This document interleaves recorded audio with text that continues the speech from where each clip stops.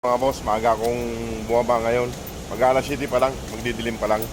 Dalang ko silang tinapayaw, nasa bag ko, tsaka idang ko ng tubig nila.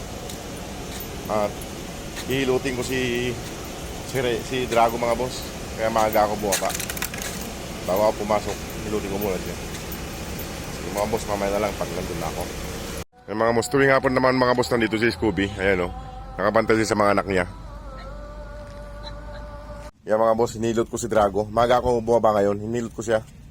Eh medyo okay na siya oh. Medyo ayos na siya maglakad, tsaka tumayo. Namagalang yung parang hita niya sa baba. Yan. Ito kainin mo tinapay. Pag pinangawala yung mga kapatid mo, ubos na naman yan. Ayan, medyo nangangalay pa yung paa niya kasi hinilot ko siya.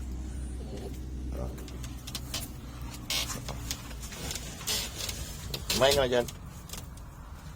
Ayan. Papakawalan ko na itong mga kapatid mo. Itong kainan nila. Tapos si Squad doon kasi magulo yung mga kapatid niya. Diyan na kayo ha. At ako'y alis na, papasok na. Ay, hintayin ko lang yung bus. Ano sila mga boss? Ayan.